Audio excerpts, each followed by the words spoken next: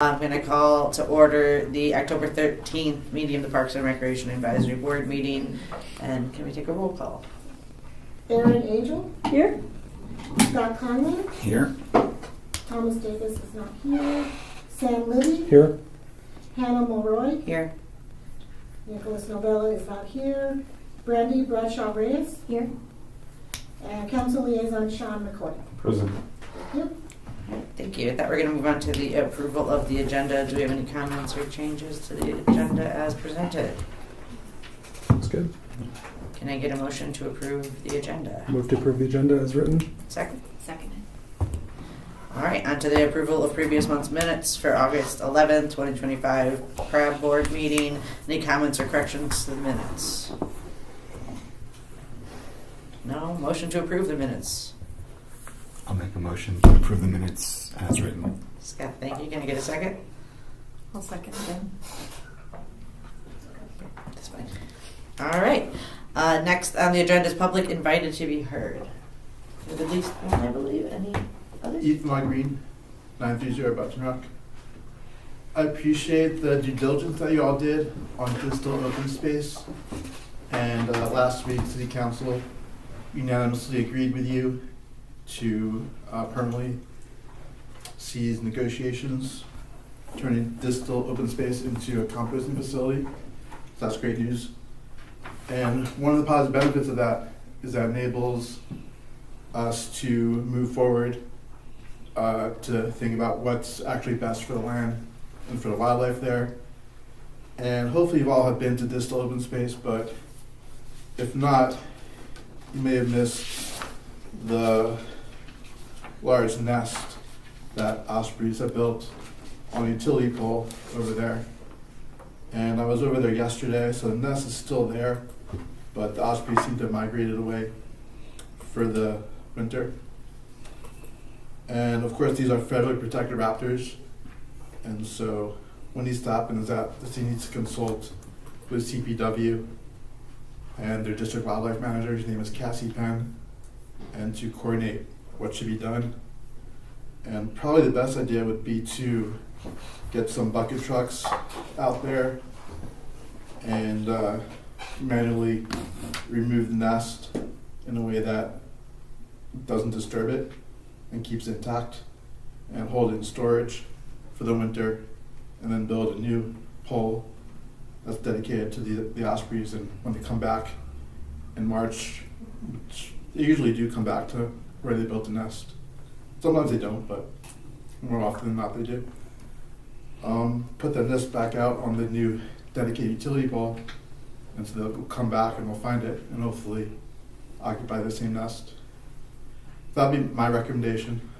Maybe Cassie Pan has a different idea. I don't know. I did talk to her a couple months ago, but not specifically about the strategy.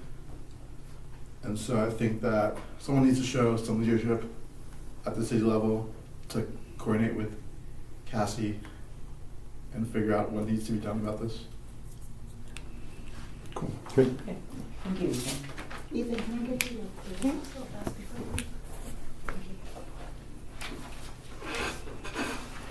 No other invited to be heard, correct? No, right? No. All right, moving on, old business. We have Longmont Indicators Park Recreation and Trails Master Plan. Excited to hear this.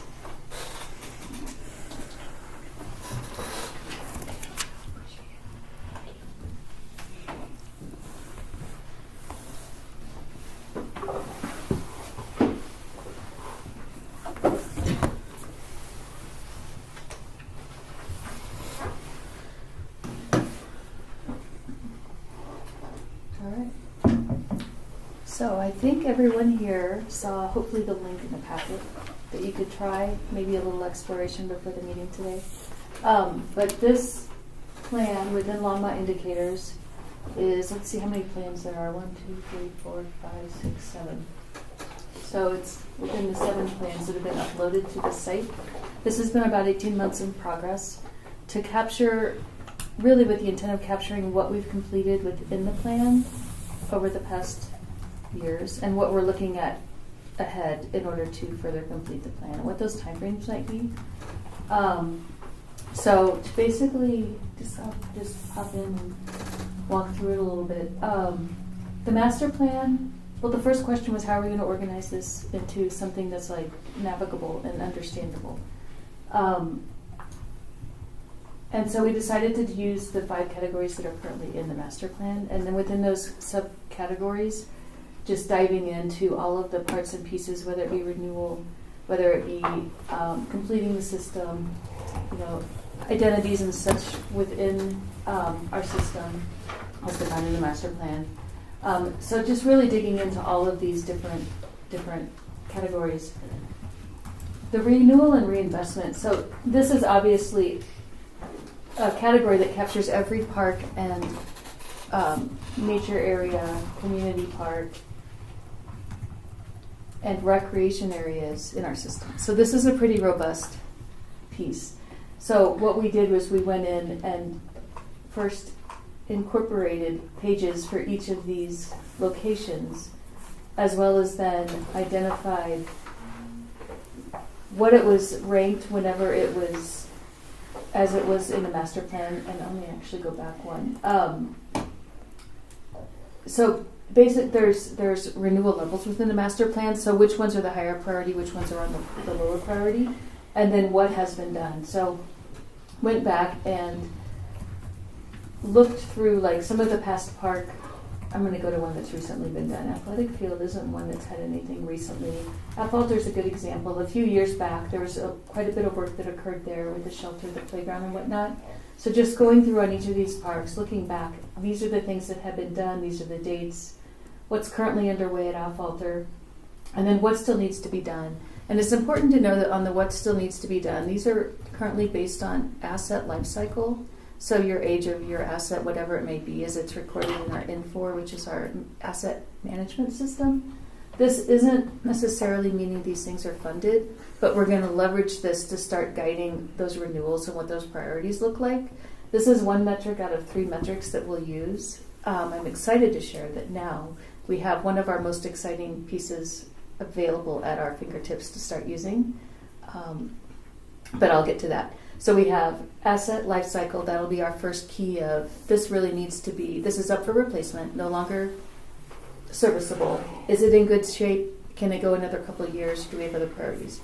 The second is, as we've talked about many times, total park health, which is condition assessment. So we start with those specific assets that we're questioning when we're prioritizing. And then we'll say, okay, we've got Park A, Park B. Assets, both of those are due to be replaced at the same time. Do their condition assessment. Maybe this one is of an okay space, an okay playground. This one is truly a safety need. That would automatically trigger this one for a renewal before this one. But let's say these are the same. So we go to metric number 3, which is visitation data. So we have training coming up in a couple of weeks, pretty excited. And then as soon as that training occurs, we have this access. So we could then look at these 2 parks that are ranking at exactly the same level on 2 metrics. Is there one that's of a different visitation rate than others? What's going to have the biggest impact with the money that we have, so we can kind of leverage those pieces? And so you put all those metrics together, and it helps us use data to determine what we're doing. And I know since I've been here in 2.5 years, this has been something we've discussed, and this is the year that it's actually going to be real. So it's pretty exciting. But building this kind of helped guide us, because now we can be talking internally and like, oh, what were we doing at Quail Campus in 10 years? And so anyone can pop on, anyone in the community, we can, you can, anybody can. It's all right here. And this information gets updated every 6 months. So we have, I think in November or early December, it opens up for maybe 4 to 6 weeks, and then we have a team that'll go in and make updates to everything that needs to be updated. So twice a year, constantly being updated. And this is truly kind of like the beginning of our roadmap. So so here you'll see like this one, Athletic was a level 4 renewal whenever it was originally categorized. I should also mention that any of these park renewal rankings here are only reflective of what was recorded in the master plan in 2014. I had to, whenever we were structuring this site, we had to adhere to what was in the master plan. We couldn't add or do anything because that was the document we were basing it off of. So this is kind of a point in time, but it's still a nice metric just to have to see where was it in 11 years ago, and has that been replaced, or is that still in need or whatnot. So it's also, this site will continue evolving, and we're welcome. Hopefully we'll have some discussion on, if you have navigated it, what you've seen that you might suggest might be helpful information. We are aware that there are many pieces and parts that can still be added to this, but getting it to this base level was really our goal over the past 18 months. So it's at least out there, and now we can start building on it and adding additional information that would be helpful. So here you'll see in the park, this is the completing the system section. You'll see the same, there were the gap access areas that were identified in the master plan. So those are reflected here. So it really is a digital version of that document. It also, we were not intending to recreate any information. So if you want to read more information, for instance, on Clover Meadows, it directs you straight to our website where we have that park information. And then it also links you to actions. So within this plan, Parks, Recreation, and Trails Master Plan, we also want to not create duplicative work. And so we can link to other plans that are already uploaded. So for instance, our plan obviously works towards some pieces of Envision Longmont. So here you can come down and say, okay, Clover Meadows, it was a part of Envision's Longmont, filling in park and trail service area gaps. So you click on it, it takes you right into the Envision Longmont plan where that information is located. And then you can go on and see, more depth into that specific metric of Envision Longmont, but how that one piece serves both plans. So a lot of cross connections. And then you can also use this to really develop your own, kind of filter it however you want to see it, whatever information you want to see. So you could say, I want to see what's going on with community parks in gap area S4. I don't know what's going to come up, so we'll just see.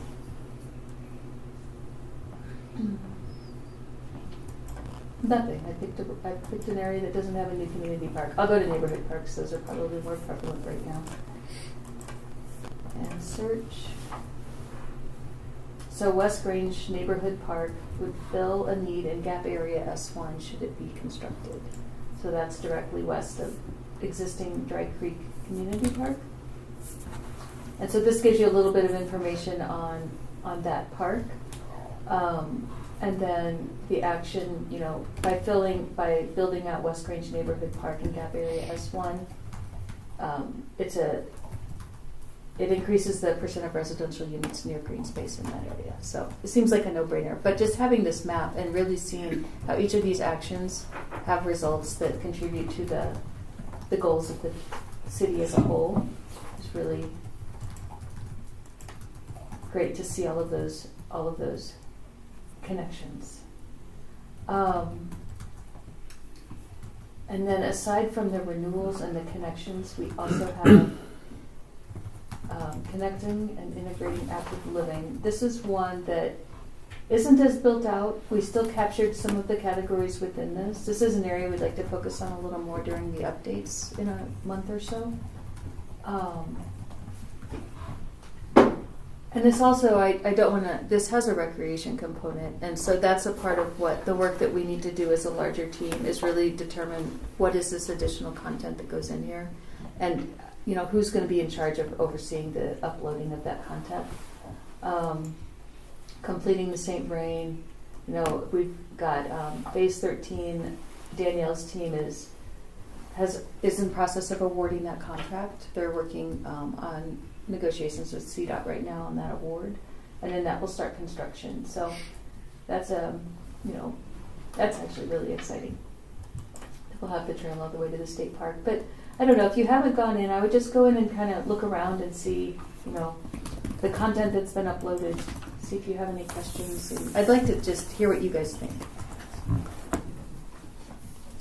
I'll put my 2 cents in. Is so that what I first read was like on the park side is like this is what we're doing, and it all made sense.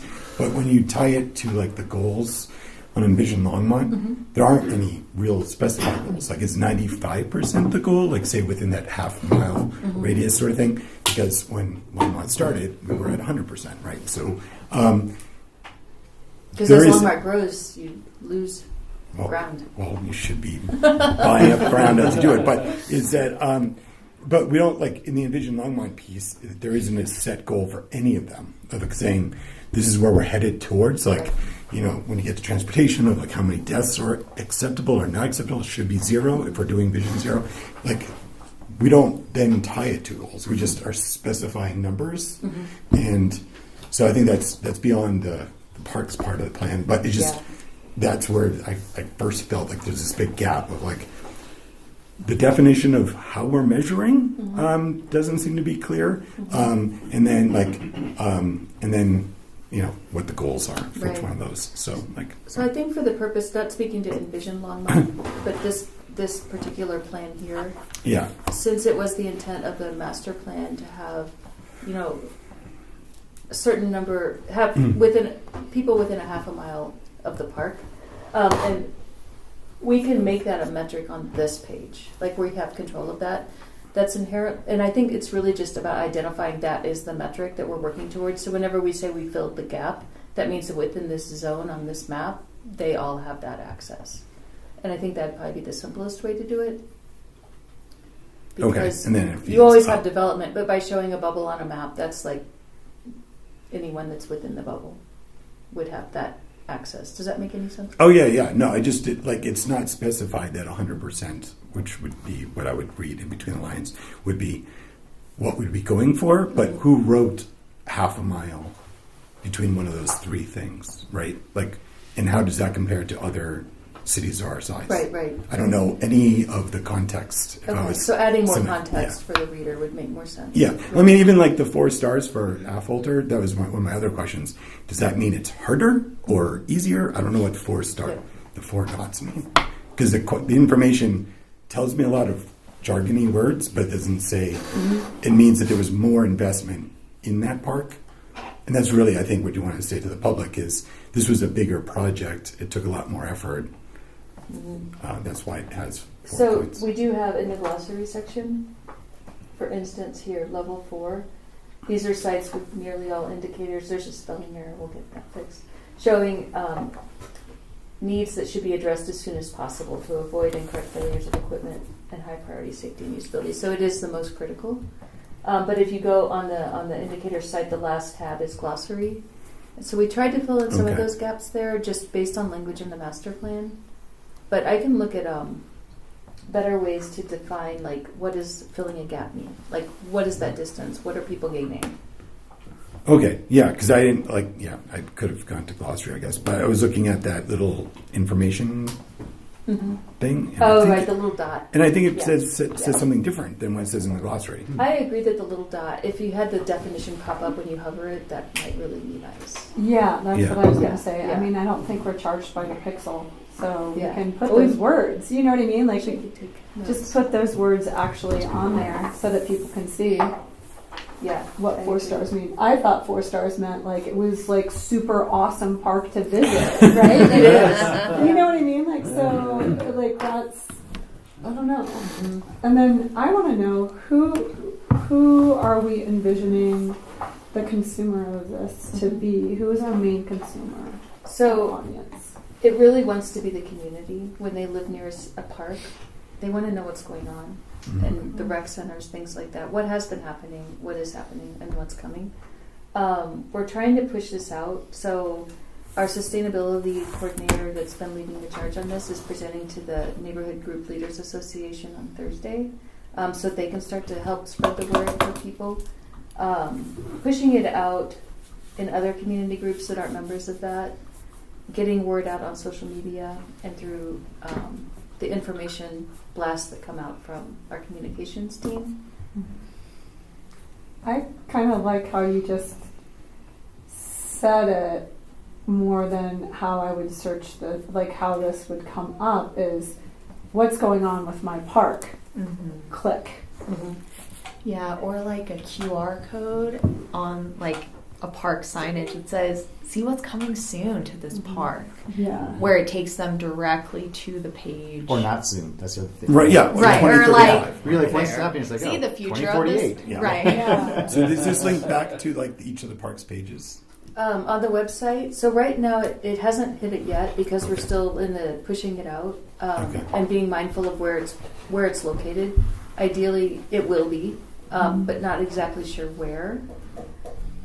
Because you get too many links on too many pages and it becomes too much. So keeping it as simple as possible. Would you guys see it as like if you were going to your park page, like on the park page? So for instance, if I was to go to that, actually we've got Clover Meadows open. So our city facility directory, you have your shelter reservations and your plans and maps. In this case, there's not a lot of other links. You could probably put it down here. Yeah, if there was or underneath your checkoff list, if there was like a status button, that type of thing. Yeah. Yeah. What's going on with my park? What's going on with So that? I think one of the things that. Sorry, I'm going to jump in. I just get really excited about this. I think Stephanie and this group has done a lot because I think for us as we were looking at this, it really was a transparency piece on a couple of things. For me, it was, the public out there, what's happening with their parks and what's happening in the community, but also for councils. We've asked you to do a bunch of work. Where is that at? Staff working together. It's like we need to update our master plan. Well, why do we need to update it when we haven't completed what's already there? So showing what we've done. Yeah. So it shows what we've done. It shows what's coming up, and hopefully it gives the public. But again, I think we're moving away from search engines to answer engines. People want to know. They don't want to go to a web page. They want what's going on in my park, and they want to answer. They don't want a page of clicks. They want to get the city location, then they want to go to the park. They don't want to go and try to have to search it out. Exactly. And I think more and more with AI and stuff that you're getting an answer engine rather than a search engine. That's great. But I think the pieces Stephanie talked about, I'm going to geek out a little bit here. I think all these pieces, internally we've had questions about why are we doing this park next, what's coming up next. And I think these tools of kind of weighting this because, again, for our community, I think a lot of times they're like, well, why is the west side getting stuff again and the east side isn't? Why is the pickleball community getting stuff and the kids with basketball hoops are getting nothing? So again, that transparency of how we're trying to weight these things and trying to make equitable sort of decisions based on our master plans, based on our dollars and stuff out there too, but also setting expectations. Some of this stuff is not going to happen for decades, but we're constantly doing stuff. So for me, trying to understand how people consume this is really important. I think we're getting really good at getting data. These guys are doing great. And again, the place your ID stuff we talked about, I think, coming from the county where we had trailheads, you put a trail counter in, it's pretty easy to get 95% of people going through there. But with our very porous borders and stuff, it's hard to figure out how many people are using our parks. That life cycle really changes. And that's where recreation is like, well, why would you do this park when we know it doesn't get as much use as this park, and this park drives more revenue because we have soccer matches and cricket matches, but without that data, it's really hard to make those decisions. So I appreciate the feedback, and I know Stephanie's trying to catch it, and we will look at the tape here too. I know she's like doing it. I think it's being recorded right now. We'll have. Yeah, is there any way in the metric that you can put too? So like sometimes there's a park that might not serve as many people, but those people are more in need of those services because those people in that neighborhood don't have yards or things like that. Is there a way to put that in the metric as well? Well, and that's, I think, also coming into the green space gaps story map. And it's really putting all those pieces together and looking at it from an equity perspective. But I think that's a good thing to list, just to keep it in there, because that's an important piece of that decision making. Right, yeah. right. Like, in fancy neighborhood where everybody has big yards, It's something, a conversation we've had a lot here recently, the fact that as we're looking at more affordable, attainable housing, that doesn't usually come with a backyard. So we're really building people's backyards in those places they need to be. So we're really trying to make sure that's kind of put into this equation. But it's going to take constant tweaking and looking at that too. So I kind of wonder too, with collecting data, if you do get folks to your website, do you want to have a space where maybe they could provide feedback about? I can be quiet for a minute. Okay. Yeah. I would. Would you want to have a space where people could go to Clover Meadows and be like, on the website and click something that says, hey, we really would love this, or we've noticed, like we love this park and whatever We do get a lot of feedback by visitors to the park pages. Okay. Awesome. Our emails are attached to specifically construction projects. Mm-hmm. But then whenever it reaches this stage and it's a park project, they can back out and they'll find our contact information. And that's most frequent. I would hesitate to make it a blog style, Yeah. like social media, because that Oh, can yeah. spiral really quickly. Yeah. But right now that has been fairly effective. We get frequent emails from Okay, residents. cool. Yeah. That's I, great. I would love to some point where we really get that kind of instant feedback from users, especially if there's problems, something that seems unsafe, something that, again, if we see trends, because that's what piece two, we don't set false expectations. If I put something in there, we're going to make that. But for us, it's like we start seeing a trend in either request or something that's lacking or something that's not working. It's like, oh, that should be a red flag for us at least to check those trends rather than individual pieces. But again, not setting false expectations that just because you put something in there, you're going to end up getting it. Yeah. Mm-hmm. And go ahead. You were going to say You something? Go respond. ahead. I was going to say, I think this is great. Obviously, early on, this is an early view. You guys we'll keep working on that. It's awesome. My main comment was, I think that I went to the homepage, and I think it assumes a fair amount of understanding of the Parks and Trails Master Plan. Mhm. There's no link to the plan here. The way you started off your description of this presentation, talking about how this is used to be both data-driven and comparative and guide the development of the limited resources the city has, is an amazing intro that provides really practical context to this. Mhm.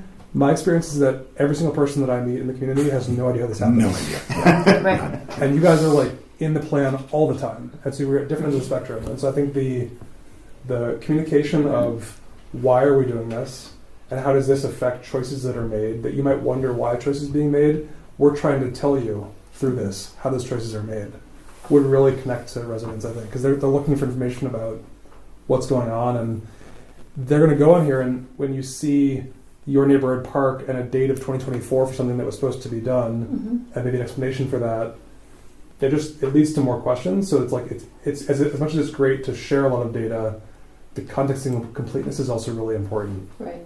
And I think there's like all of the UI of this site, of all the elements that are here, is the place to start. But I think the context is really important. Mhm. You know, like the narrative of we're doing our best with what we have. There's a lot of things that change over the course of a year, and this stuff is really great. It will help people understand why this is Mhm. worth spending time digging Did you into. read some of these with past dates and I did. why? Okay. Yeah, I did. So where would you say that land? I mean, that's a piece too for me, is where you land sometimes is how do you get that as the first piece of information? How do you get Stephanie set up no matter where you land? Yeah, so like right here, let's start right here, right, Alta Park. What I'm seeing here is it's a park renewal that's in the planning stage where there's some things that could have been done that weren't for good reason because we assessed that it was fine and serviceable. And the plan to do these things maybe in the future as we look at different years. And it's in financial planning. I guess they're planning for the budget, but we don't know when we use the budget. I'm sure there's not enough budget. I think it's just kind of, it's implying that they're all in the process, where really a lot of them are on pause, kind of. Well, right They are- now, it's both are true, but I think it implies like, I don't know, it's just kind of a hard, it's a complex concept. it is. It is. So the public is very unaware of the plan, is all It I'm is. saying. But at the same time, a lot of these are in some stage of getting there because we Right. have to plan now out 10 years. Yeah. And so this is really one of those tools that we're using to plan with. So it is in a financial planning stage. How are we going to fund it? We know this is going to be a need. It's up with this life cycle age. There are other parks that are more in need of playgrounds at this point, and this playground isn't deemed unsafe. We did go out there as a large group, Mm-hmm. and it was actually one of our first pilot park tests for a park health assessment. And I guess without getting too wordy, whenever we explain things like that, we can think about that. I think people who care enough to spend time on the site can handle the wordiness. Mm-hmm. You described twice a year we go out and we assess all the assets based on a regular asset life cycle we look at in our system. Mm-hmm. We track that over time. That's how these numbers are brought about. Otherwise, it's like, well, how did they choose 2027? Could you say Right. another hovery thing? So it's not, if you've looked at it once, you need to see it every time. or is it something that again? I I'm mean, just trying. for me, the hover didn't work because I was clicking on the Right. eye and it wasn't opening. But Oh, the eye over here. yeah, Oh, it's What about? I just think people who want Right. context are willing to go into detail, and it could be in the homepage. Just more information about this process, separate page. Well, and I have to say this. So the 2024 that was playground only, Yeah, and then we're going to reassess. The assessment was conducted in 25, so it'll continue next year to be assessed. 27 is the site furnishings. right. So I'm just saying, what's a total park health assessment? I know what that is. They don't know what that is. Yeah. What does replacement Right. mean? I just that people don't know so little. I Maybe just that's that saying blue, that, yeah. blue words that people, if they're not Right, familiar they with can- it, they can. They can click it or hover it, and Yeah. Or just an explanation on it. Like I'm pulling up like a website that I use all the time, and I use it with kids, and it's actually for professionals, but it's navigable by kids because it has an explanation of it, and then there's a couple pop-ups. One of them to say that it's federal and you're not going to get much this week, or maybe, but it just says when you pop into it, like IPAC is a project planning tool that streamlines the U.S. Forest Service environmental review process. And so saying something like really clear, like we have limited resources. This is how we choose what happens next. And like really in put whatever you write down into whatever AI service is approved by the city. I don't know. ChatGPT is what I use as a teacher. Yep. Make this understandable to a 7th grader, because 8th grade is the average level of reading for adults in the United States. So make what I'm saying and then maybe I'll be able to understand it really well. You know what I mean? But this is awesome. This is like super awesome where it is. We're just talking about things to make it awesomer. I love You know what I mean? Feedback. Yeah, because you really are someone to ask who the audience is. It really is. You all are a representation of the audience, and actually think about people that you work with or know that you need a little bit different delivery method is something we definitely will work in. I think the other thing is for councils too. Again, that there should be no surprises. We should know what's coming up, and budget should be pretty clear. And Scott, to your point, I think one of the things that I'm hoping this kind of helps our story too is that hitting that 100%, there's a piece in there too that when we do new parks and we add stuff on, that those come with additional budget costs and staffing and stuff too. So it gets harder and harder to keep adding these numbers. So it has to be clear that those investments come with ongoing investments too.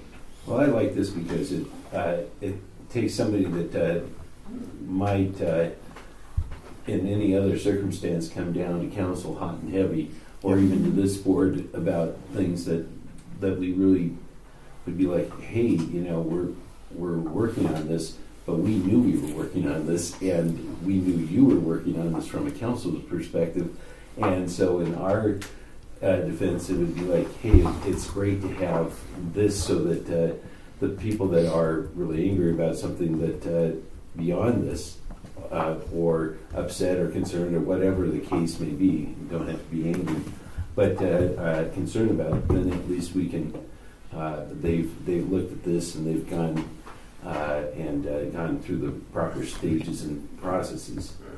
So I'm just going to make a couple quick points, and then if you have anything else, or just a couple thoughts I have, and then we can maybe move on to the next item in the interest of time. I find indicators hard to use, even as somebody who reports to indicators. So I would suggest every time you put this up, like just go to this page right away. Don't send folks to the main homepage, because like you said, there's like 7 plans, Right. and it's really overwhelming even for me to know which plan is which. So just this is yours seems to be very nice and clean compared to some of the other departments and topics and stuff. So I like your idea of putting the indicators at the bottom of the website, because the bottom of the indicator page has the website for each park, so it'd be like a circular relationship. I love your idea about QR codes at the actual park, or getting it, you said the NGLA thing, so like getting it to HOAs or getting it to interest groups, even the faith-based organizations or YMCA or whatever's in that area, because I know we have a lot of trouble driving websites to any website, right? So it'd be really cool. Somebody who, I go to city parks all the time, like my dogs would be nice to be able to scan, oh look, they're going to place this park in 2026. I do know signage cost and has its own things. Oh But yeah, well, and the QR codes change. We do have to be careful about making permanent signs. For yes, QR so codes. something kind of. I just think Yeah, it's a really yeah. cool idea to be like, oh, I'm here. I don't have to go find the indicators page. And then just a random note: some of your floaty eyes work, and some of them don't. So if you float Yep. over certain ones, the dots don't have any information, but other ones do.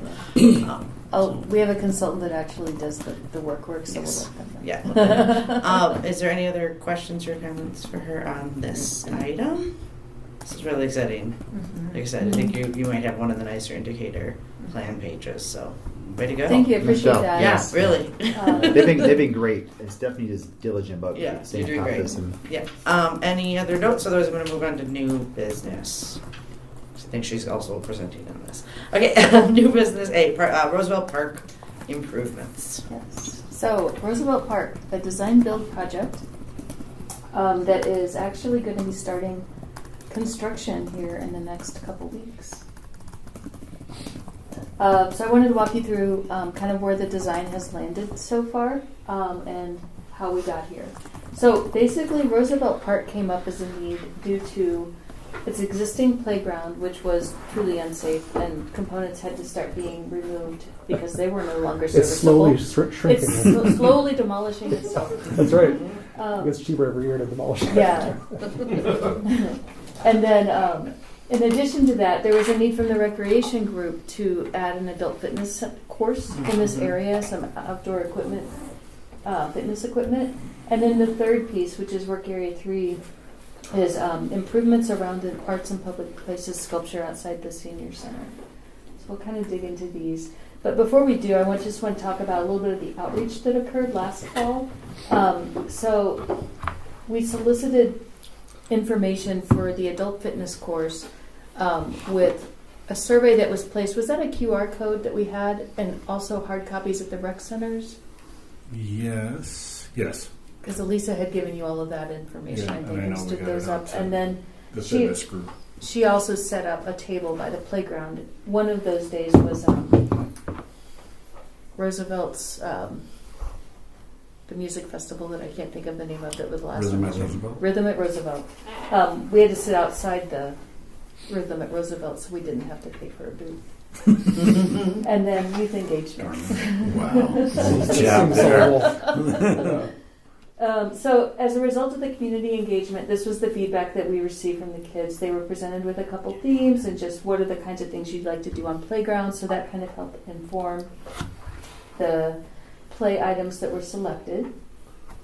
And then the same with the adult fitness. The responses were pretty good. For 65 and over, there was 25, with their biggest priority being group fitness and second being cardio. And the other group, a large group between the ages of 31 and 49, the second most between 50 and 64, and those being resistance and weights, cardiac aerobic, and then a low impact. So based on that information, we hired the design build team. We gave them all of this information that had been received from the community, and they started to put together some concepts. So up here you see this is the playground area. The perimeter of the playground is not changing, but they were just kind of scattering pieces around, playing with where to put the fitness course.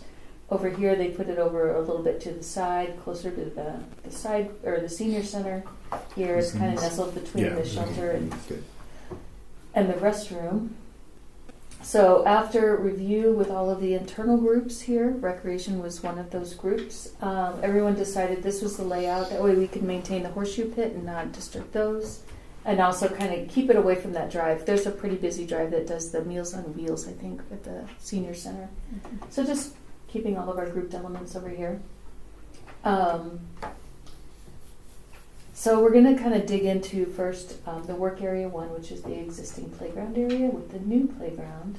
So it was important once we gathered our interested, impacted parties within the city to talk about what these components might be and what our concepts would be.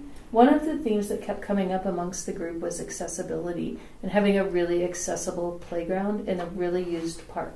So one of our, just more central parks, accessible to many people because of its location, and thinking about what does inclusive play look like.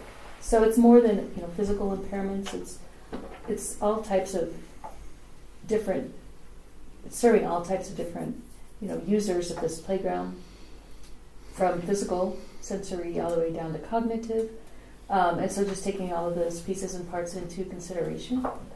So our design team did some great work. They did, initially, this was one of their first concepts.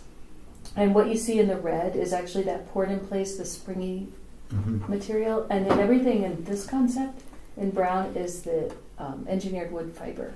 So you've got some more accessible areas on the corners, more runaround play areas in the middle. But we continued that conversation.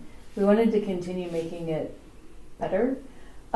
We did have deep conversations about what each of these elements that they're planning to do, how it performs with regards to accessibility. Putting in the universal carousel, we just put one of those in at Thompson too. Those are usually fairly popular. And then, the Explorer Dome, that was one of the kids' big ones. They loved to explore. They wanted something more like parkour. And so just going through, all the different types of swings we've got, from your baby to your elementary age kid, and then the basket swing. Everyone loves those. But we continue talking. We're like, that just doesn't feel like enough. I think it was actually recreation. You guys had this idea. Let's make it. Not me specifically. It was. I'm looking Yeah. at you, but Yeah. you're representing all of recreation. Let's take it another level. So we ended up adding this WeGo swing. I don't know if you guys are familiar with the WeGo swing. It is a swing where you can go with your wheelchair onto the swing, and you can have someone with you sitting in the other chair, and you can swing together. So we had to really sharpen our pencils to fit this into our budget, with a very small budget as it was, because these come with a hefty price tag, but I think the value is just going to be amazing for the community. I'm going to back up a little bit. So we also changed the surfacing based on these conversations. So now this hatched area is the poured in place, springy playground, and then this is the engineered wood fiber portion. And then we're also adding, hopefully this stays in, we're working through some design challenges with engineering, but at least one accessible parking spot, so they can come in and pull up and get to the playground easily. So then work area number 2 is the adult fitness course. So we went on a field trip. You can't say you're not involved in this one. I was And Erie. I was going to say it. Is this a guy? This is in Erie, and they have adult fitness equipment, which is the same manufacturer as what we were looking at. So we wanted to go out and give it a try. They also had poured in place surfacing below their equipment. We wanted to see how that was holding up. And I think it was a really good experience because being here, trying it out, we actually changed the bike because of the experience that we had on their bike, and it wasn't as good just because of the way it was. And I can show you in the next slide the way it was configured. But we also noticed, and we talked to their operations group, the poured in place isn't holding up very well. It's really starting to age pretty quickly. And so we wanted to take all those pieces into consideration. So we ended up with these pieces of fitness equipment. But as I had mentioned, this is the bike they'd originally proposed. And what isn't good is to get on it, you have to lift your leg way over and then down, and this other bar's in the way. So going to one that's a little bit simpler to get on. So that's the one that we'll be going with moving forward on that piece. But we also went with just a concrete pad below, and no poured in place, so it's lower maintenance and a little bit simpler. It's also allowed us to put in, it helped with the WeGo Budget, wheelchair, wheelchair swing. The bike was my thing. It was your thing, yeah. And it's Just probably step less through. hot. Like Yeah. that Yeah, poured that in poor place, place. they get hot. I feel like they off gas too. Yeah, they do. I mean, and probably I'm It's getting not- it's not- microplastics. it's hot. When it's really You hot know. out. Well, and this is, if anyone is in a wheelchair or mobility impairments of some sort, concrete is just, it works, Yes. And poured in place, it really ages quickly in scenarios like this. So What about shade in this scenario? Is there a spot where we can have poles where we can put in some sort of shade elements that could be put in at certain parts of the year and taken out? Well, this actually has a lot of trees. Yeah. It's fairly shaded. This is a rendering, so they haven't captured a lot of that tree. A tree canopy. Yeah. Okay. You can see they've kind of grayed them in, the trunks and the leaves and whatnot, but there's nothing in the background. So this is just a very limited rendering. But I would encourage you to, so this is right next to the restroom. Mm-hmm. If you walk over there sometime, just look at it. It's very, very... Well, you can see from the overhead map, it looks that way. Right. I didn't know if anything would be moved. We don't have any, all the trees will remain, and we don't have any plans for any shade canopies at I mean, this time. I spent a lot of time and I drive by that spot every day, and what I imagine is by putting it here is you've got morning shade because of big trees in the east there. Depending on time of year, you might get some midday sun. This time of year, not very much. But nobody's going to go work out at 2 o'clock in July anyway. No, So yeah. that's not going to happen. But then you also get evening shade. So you get a shade in this location without having to put structures up. We thought that made it a pretty cool And these things location. being with that sealed component there, they don't get anywhere from the snow and. Everything gets wear, but I mean, to the. But it is designed to be outdoors. yeah. Okay. Looks like fun. Mhm. Yeah. It will. Yeah, it does. Maybe that'll be a field trip. That's an easy one. Yeah, right? Likes their field trips. I do like my field trip. Work Area 3 is the public art that's south of the senior center. So this is the sculpture that's out there. And right now it's on a little mound, but there's not a lot else going on. And so what they've done is put together a concept that has been presented to the Arts and Public Places Board of different plantings that can go around and really feature this sculpture, but not detract from it and not hide it. So a lot of low-growing perennials to be put around. Here it's calling out this columnar oak right here and putting some plantings around it. So it'll kind of capture this area as kind of an accent piece, and it'll really help bring that sculpture to life. I don't see that sculpture all the time when I go by. It's great. I'll Yeah, protect it awesome. too. Some people's kids, definitely not mine. We're going up there and sit on that. Yeah, And having a garden around it would be great to yeah. The trash show some popular. boundaries. I mean, the Manilda sculpture That one just is gets welcome to better. be set. It just gets better and better I as think people she, sit I on think she it. likes it though. Yeah, she This does. one might not as much. I don't know. Okay. So I think, Yeah. these were some of the plantings that they've decided Mhm. on. So, yeah, as I mentioned, the project, it's going to start construction. I want to say it's the middle of November, like the second week. They'll start putting up the fencing and whatnot.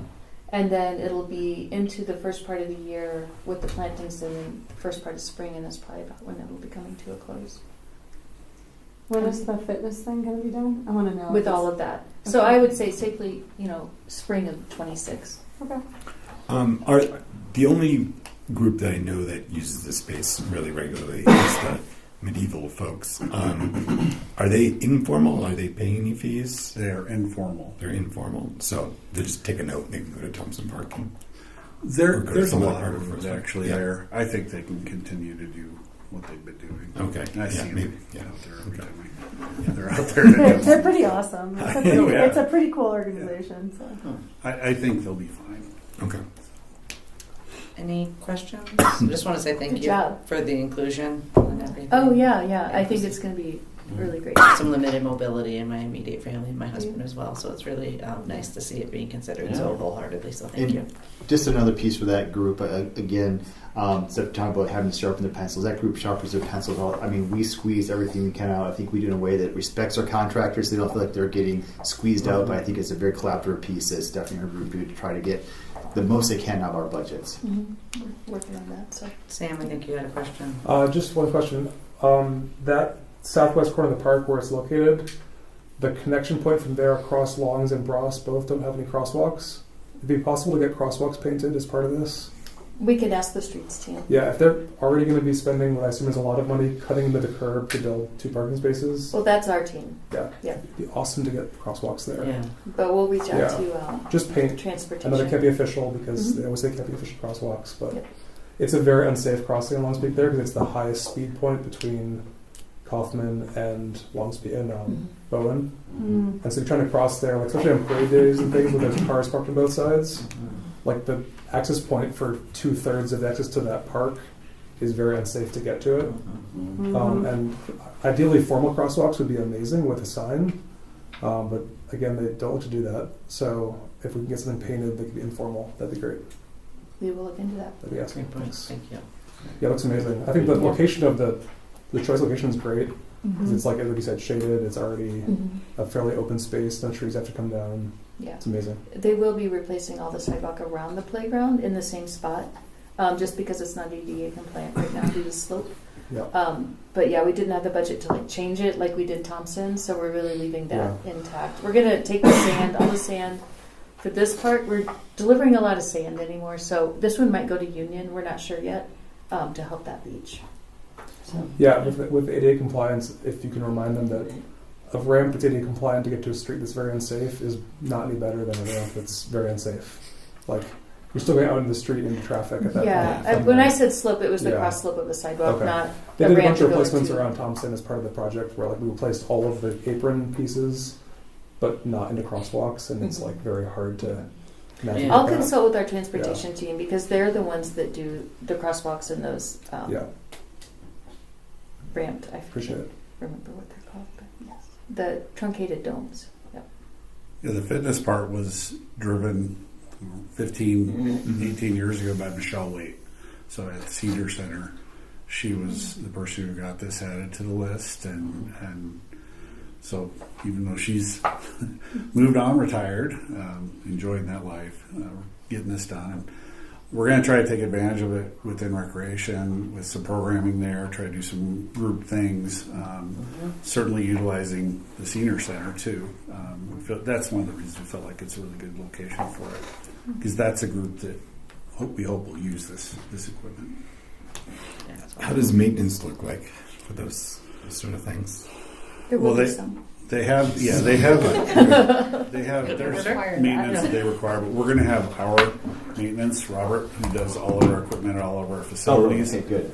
So, yeah, I don't want the guys that do irrigation. I don't want Robert touching irrigation or our guys, and I don't want their guys touching the equipment. So that would be my thought on that, because he's very good, and so that's my expectation is we'll actually really have be able to take care of that stuff, because I know what that stuff looks like when it's not taken care of. I've seen it many times. And are there like instructions for use? I assume there's like a placard for each one or something. Each one tells them. There was, Yeah, and the one rendering you shot, so from at least the company from the other park. Or not the rendering, sorry, the pictures you showed. Yeah, they had like a little diagram of what you were supposed to do with it. So yeah, you brought your exercise guru from your team yeah, to that tour. Carla came. She knows so much. Yeah, can do everything, and she just made us all look really bad. There's always one. Okay, any other questions on Roosevelt? No, I'm just excited. Yeah. This is awesome. Yeah. That's great. Awesome. Thank you so much. Okay, we're on to the next. One question. Okay. Will any of that be posted to the website for the park project presentation then? Okay. Oh, the presentation? Potentially, yeah. Okay. I just have to make sure it's compliant, like AD accessible, and so we have to run it through something like that. Mm-hmm. It's got to be kind of hard for some of the renderings to get that to be compliant. Because they're you have to have like descriptions of what it's showing. I'll ask communications that we can. Yeah. I think people are psyched about it, and like I get so excited seeing the actual renders and things, and then it's not on the site. I can't show people. Right. Yeah, they will be excited to see that. Yeah, it might be that we can It just says bid in progress fall 2024, which is not true. It's right. We're just past that. So I just try to get people excited about it. And, we might be able to pass it along to you if we can't put it. If it can't be made accessible, yeah. We put other like ancient PDFs on the website. Not anymore. I mean, yeah. Okay. I'll ask the I question. crack down on that. Yeah, that's okay. Please remind them they're just making it impossible to know anything about the city, and as actively making citizens unhappy about information when you talk to them. Okay, with that, we're going to move into the next new business item of review of summer day camp. Lauren, come on up.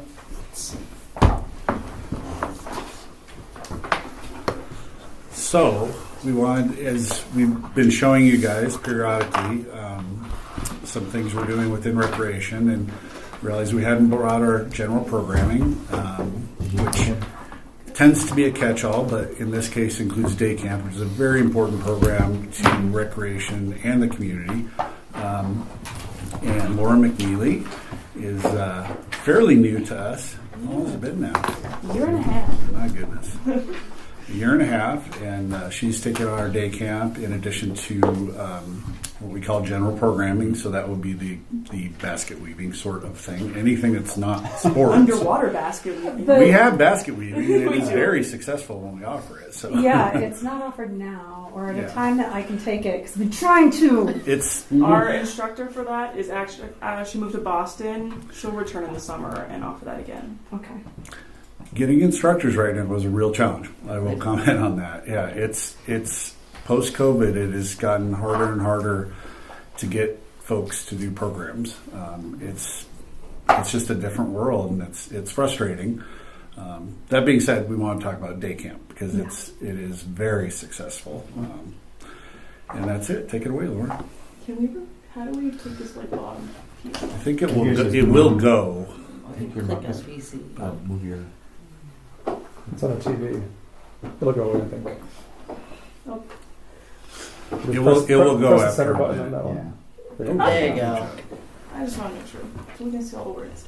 Hi everybody, I'm Lauren McNeely. I'm the general programmer for the recreation department. This is my, as we've talked about, I've been here for a year and a half, but 2026 will be my 10th summer in day camps. It is one of my passions. I love doing it, and I'm happy to do it here because we have a great program. But just getting into it, we're going to talk a little bit about the past, what we're doing now, and how we can look towards the future for day camp. So the Longmont Summer Day Camp has been around for a long time. The program was established in the early 90s, and when talking to everyone, talking to the historical people of the department, could not figure out what year it actually started. We'd have to do some digging, but it has been around for a long time. We have grown from serving 110 kids across the 10 weeks of summer to this past summer, we actually had over 300 different children in the program, which is great. The program over the years has evolved to include different themed weeks, such as Pirates of the Union Reservoir, Space Academy, Heroes Week, Spirit Week, Holiday Week. We have a lot of different things going on. We have new field trips that we've been doing. Each summer we offer age-specific enrichment activities so that whether you're 5 years old or you're 10 years old, you're getting different things out of camp so that they're not all doing the same thing. Over the years, the program has established itself as a cornerstone of the Longmont Recreation Department. While I was not here during COVID, I did work in camps during that time, and I know we all did a lot of very similar things. So during the pandemic, the camp remained open. We never closed down.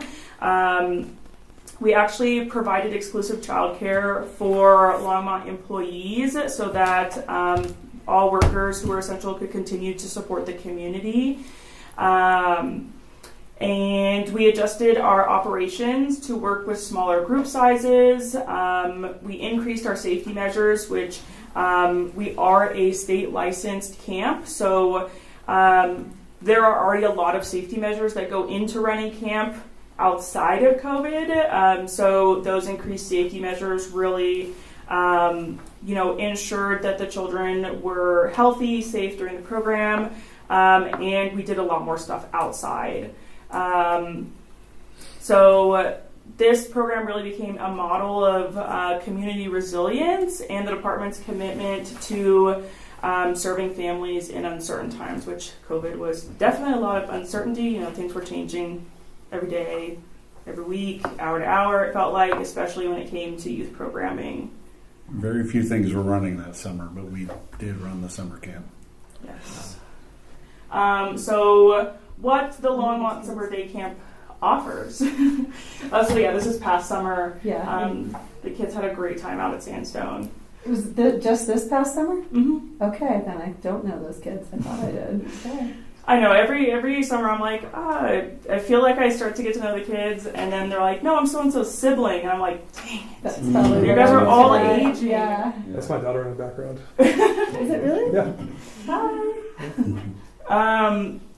The Longmont Summer Day Camp is a full-day program for children's ages 5 to 10, and it's designed to support working families with affordable and enriching childcare.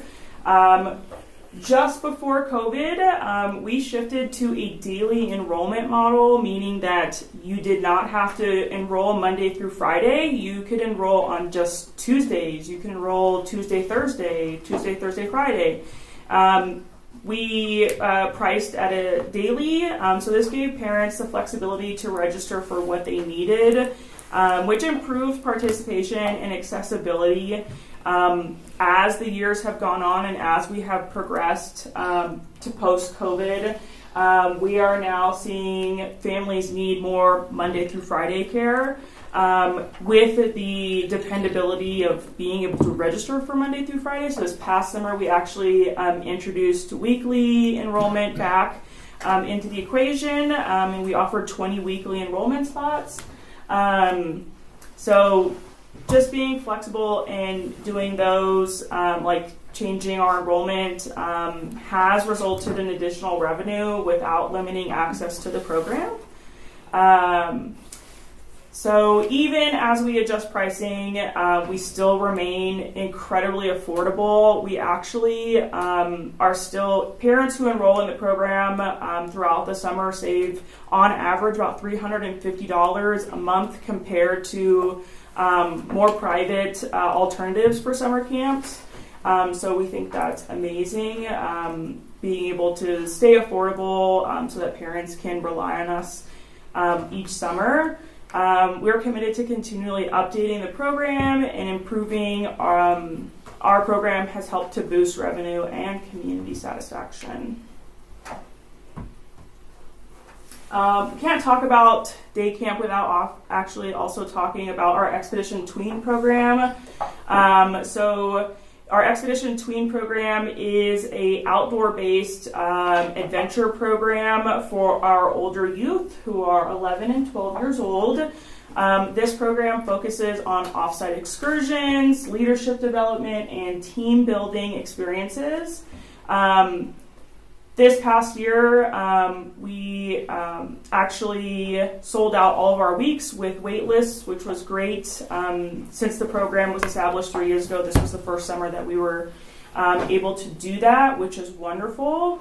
And that just helps to emphasize the high satisfaction for that program. This program helps to fill a gap for our middle schoolers who are aging out of the regular day camp program. Also helps to keep families integrated with the programs that we're offering. If they continue to be in our programs, they'll hear more about what else we're offering. So looking towards the future, we are hoping to expand and open up a new program, a new camp. The proposed outdoor camp will be operating out of Kanemoto. We are hoping to, the camp would have 60 spaces for kids 6 to 11. This camp would focus on nature play as well as off-site field trips and outdoor exploration. To get this camp off the ground, we have proposed a budget of $70,000 with the purchase of a 15-passenger van. The 15-passenger van would be really important for transportation to our off-site field trips that we'd be hoping to do. This expansion helps to also provide more full-day affordable summer childcare and helps meet the demand for summer programming. The last 2 years, we have actually sold out in less than a day for our summer program. In 2024, summer camp was full by 4 p.m. on the day of registration. In 2025, we were full by noon. And our registration opens at midnight, so a lot of parents know that if they want to get into the program, they need to be awake at midnight to register. We are hoping to change that to a more accessible time this coming summer so that parents don't have to be up so early. But it just goes to show that there is definitely a need for this program, and that opening up a new camp will help those parents who are either unsuccessful at getting in or just determined later on that they need more childcare. And hopefully we will have space in all of our programs. I'll just add that it is in the current budget, and we are to the point of approving the budget. So while it is not a done deal, it's getting towards the end, and that has been included in the next year's budget. I haven't heard anything negative that it's not going to be. Harold's been a big supporter of that from the beginning of I think he expanding sees that. the big picture. I think council does too. Yeah, trying to get more service out there, and it does well for recreation too. So Yes. So, continued investment in these programs is going to be really key. They provide support for families that are working full-time that need affordable childcare. It helps to support the local economy by helping parents remain in the workforce and not have to stay home for childcare. Our camps fill quickly every year, which demonstrates our demand. So continued investment ensures future growth and community impact. Do you guys have I add to that we also employ a bunch of young people. These aren't the youngest ones because you have to have a certain number of hours working with kids, but a lot of college kids and young people that are interested in being in the field working with kids. So a lot of people who want to be teachers will come through and get a lot of experience that they need, or some of them decide they don't want to be teachers. It's Very important. I think they need like some 70 hours or so. It's actually 400 hours to work. 480 hours of to verifiable childcare experience. Yeah. Before working there? Before working there. That's a state licensing or something? Yes. How do you get that experience? Yeah, in summer camps? Your general. You can be babysitting. Level so we have teaching level swim 1, lessons. 2, and 3. Level You know, 1 and they're 2 very can be hired serious. without experience. Level 3 is Okay. what the state So yeah. requires that they start having that experience. Because we cannot have a group alone by themselves without a level 3. A level 3 can be entrusted to be by themselves with kids, even though we never have any situations in which they are alone. But that you get experience as a 1 and 2, Okay. and then that's Good. good. So like one summer of work would be enough to be a level 3? A 1.5, 1.5. essentially. So, like, if you come on as a 1, the next summer we can hire you on as a 2, and then hopefully by your, mid-summer of your second year, we can either promote you, or when you return the following summer, we can hire you on as a 3. What's the minimum age for the level 1? Like you hire 14-year-olds, 16-year-olds, 18-year-olds? 16. 16. You have to be 18 years old to be a level 3. Yeah, that makes sense. You have to be 21 to be a director or assistant director. 16. And we've been blessed with amazing directors. Yes. Yeah. We had a wonderful director team this past summer, which was amazing. So it's great to see the program grow, from the 100 to 300, then the 300 to 360. Is the market infinite? Is that really what I'm hearing? That if it takes a day to register everybody, Theoretically, that we're looking at probably need is we're thousands. limited. Is, hiring people it can be a challenge for that much, but vehicles, because we have to be able to Because then kids they're otherwise it's moving. not. Yeah. It's not worth it to people to sign up when we don't have enough to do, and so we had to have this one vehicle to be able to operate this new program. Really, 2 vehicles would be better, and that's one of the main factors, and obviously very expensive to get that going. But we're going to see how we do with this one. If we're vastly successful, then in my mind, we take another step. So Right. Lauren needs to be ready. We haven't talked about that, but she knows I always want more. Yeah, really, like across the board in all cities, you are seeing these programs sell out in record time. We are all struggling to find the space, find the employees, find find what we can to do to give to give to the community, to get as many kids into our programs as we can. A lot of it is licensing. There's so many requirements for us from licensing. We have our health inspection, we get fire inspections. Licensing comes out and does their audit every year to make sure that we're in compliance with everything. Even prior to the start of camp, all of the staff, regardless of their level, go through 45 hours of online training on emergency training, how to work with kids, and then you do an additional 20 hours of training in person prior to the start of camp. So we have around 60 hours of training that we need to do to get the staff prepared for the summer. And there's just a lot that goes into prepping for the summer and what is required of us. So just being able to have the resources to have the staff to run the programs, like it's hard in and of itself, but all the communities across where we are now, they're trying really hard, and we're all just seeing that demand is just going up and up and up, especially with childcare being as expensive as it is.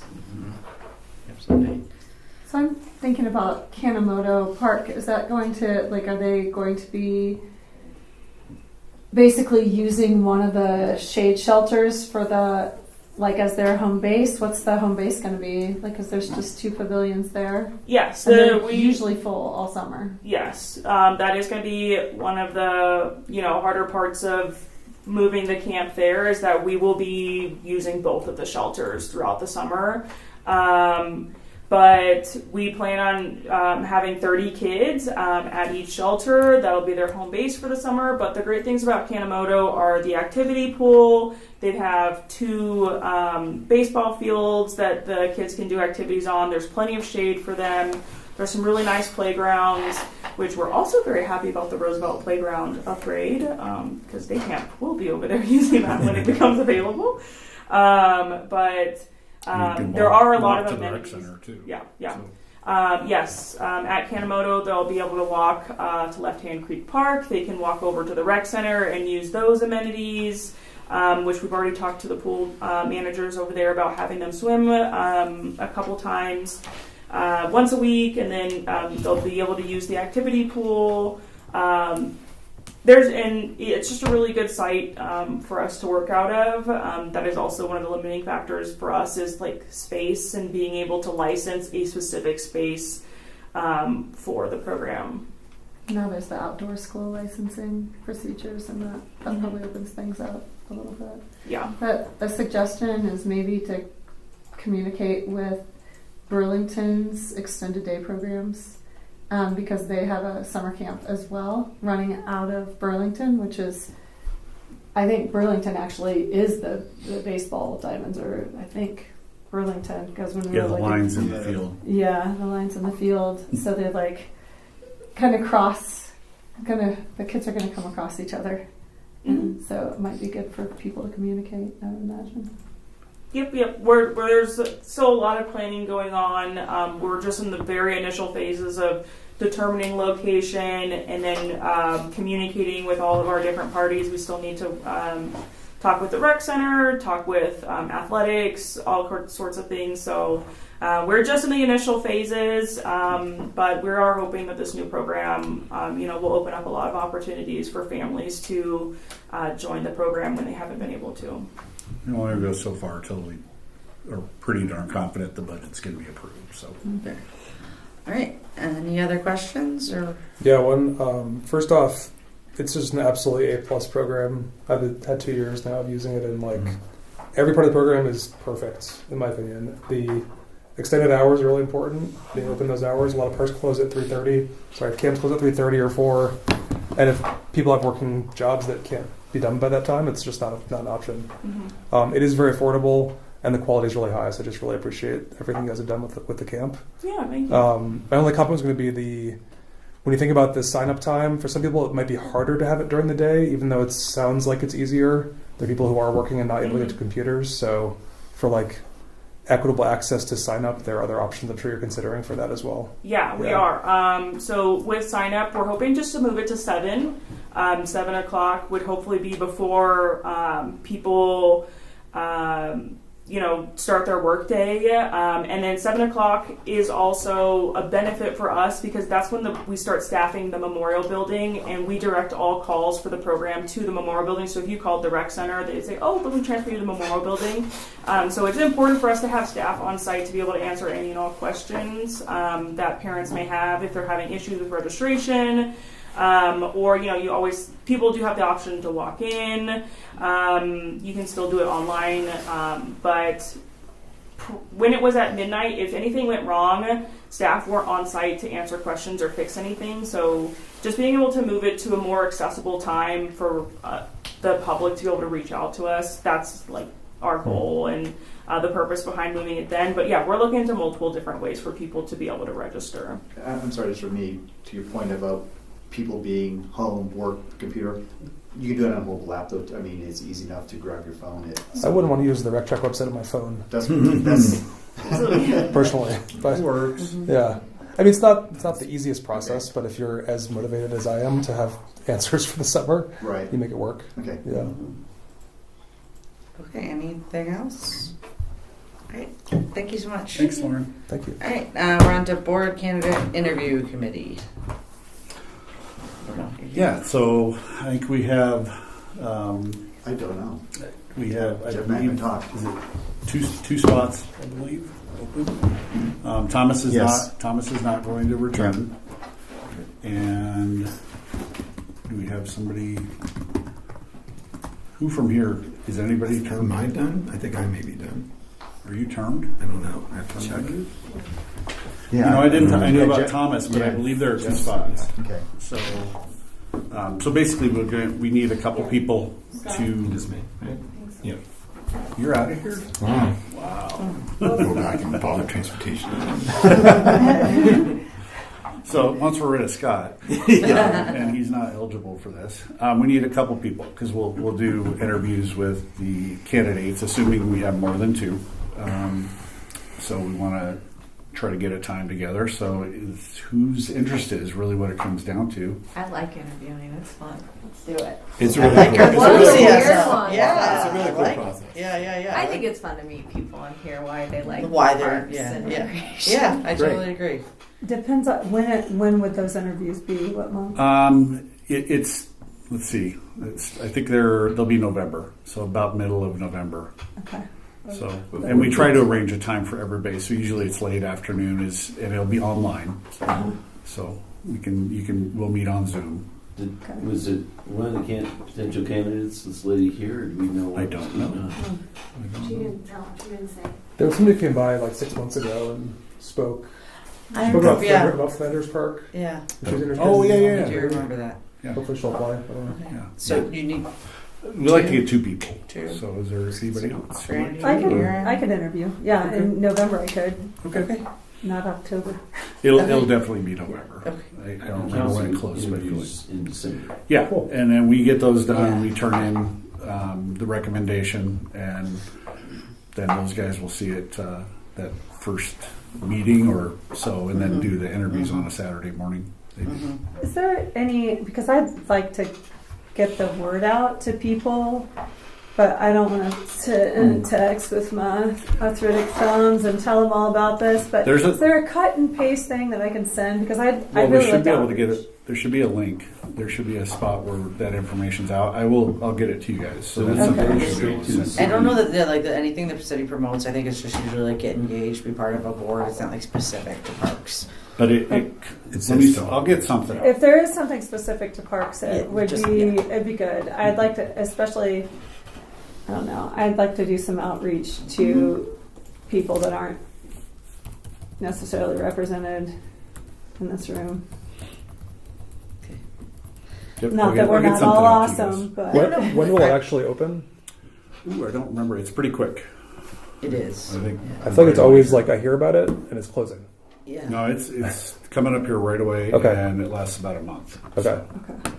Right now, it just lists uncertain. Yeah. To be confirmed. Status upcoming. It'll be very soon. Yeah. Cool. I will send you guys out info so we have more specific on that. Thank you. Thank you. I didn't have a deep discussion with Jeff on it. I know. Okay, let us know if you need So- backup from anyone else, and thank you to both of you for offering Aaron to and Brady. be on the interview. Thank you. We appreciate it. Okay, great. That's the end of new business. Any discussion on items from packet updates? I didn't either.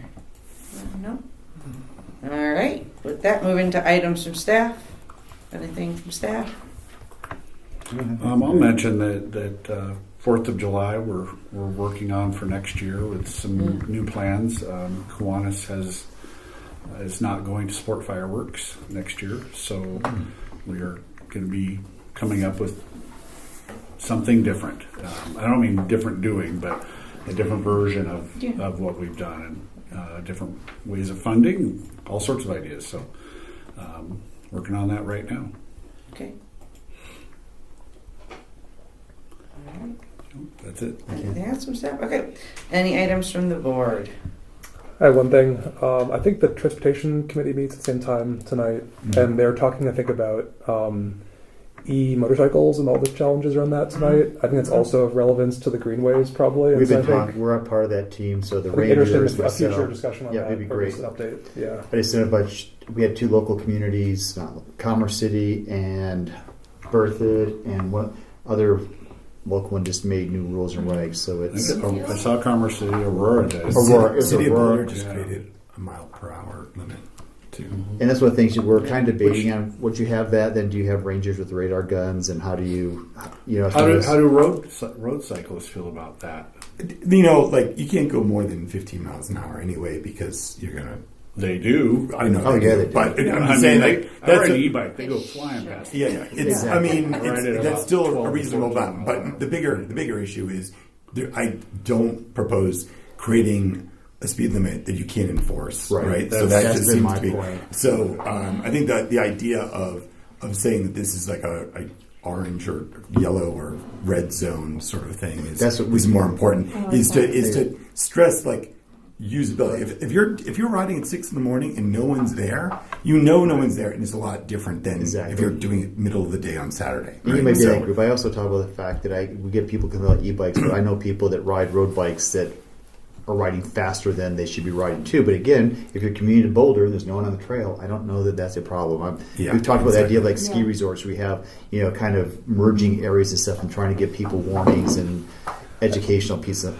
Yeah, I think all that makes sense, and not to get all the way through the discussion right now. I think what people I've talked to have asked for is just more info from the city on we're thinking about it.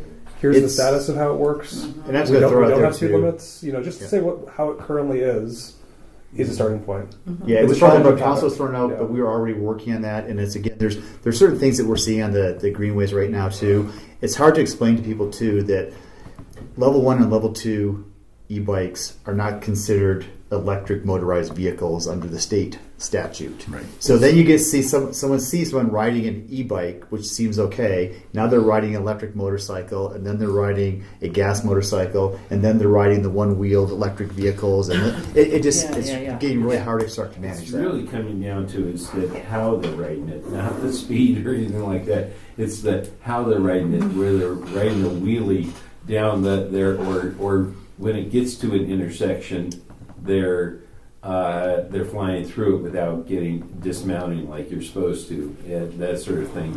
And it's causing an issue where somebody is turning right and not seeing this thing that's coming here at 20 miles an hour that wasn't there a second ago when they looked. And so that's the part that's getting there. We've got a lot of people that are have not gone through driver's safety that is at issue here. I don't think it's there is the issue of speed, but I think there's also the issue of just kind of being. Yeah, we're watching, like you say, Wild. they're on the greenway, they're on the sidewalk, they jump off the sidewalk into the street and then back into a driveway on that sidewalk. So it's Yeah. I And- think that's Yeah, that's- true with all the Greenway users, and I don't think it's necessarily this. I think a lot of it. I think there needs to be, and I thought for a while.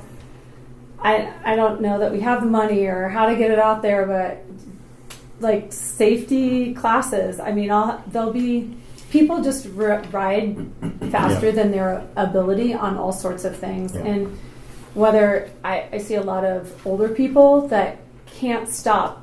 If I trip and fall, they can't stop, and they're so freaked out. You know, if I would trip and fall, they're just so freaked out because they're riding too fast for their reaction time. Well, And they haven't ever done a cone course, which might be really great to offer people We have talked about safety. that as well. Yeah. the level of injuries that we're seeing in high school, and we're probably seeing it too. Just every time you turn around, somebody's saying, "Oh, what happened to you?" Well, I was on my e-bike. It's like, sure you were, of course you were. And they just don't recognize that there's light poles and stop sign poles, and somebody's doing some sort of thing like we're doing at the senior center with that. They'll kind of cordon off that area there, but the cordon off area is close to the edge of the sidewalk. I mean, it's just all these things on and on and on and on and on. And so we're hearing about this at the high school level all the time. And so, Scott, you better get on that transportation board. That's all I can say. And it's. I mean, one of the tough things too is like something that's an unpaved trail, like Lobo Trail. All the curves are bigger curves, like think like a road, and then you get onto the greenway, like say at left hand at the end of Lobo, and the radius is much tighter, and now you have walkers, and that's where, and people with dogs, and it's like chaos. Saturdays, we get probably 20 emails of people like, or Facebook messages or whatever, just like this, it's like it's crazy, and it's always seems to be these High congestion areas. That's what we're doing. People trying to take the hairpin turns to get from the road into the greenway.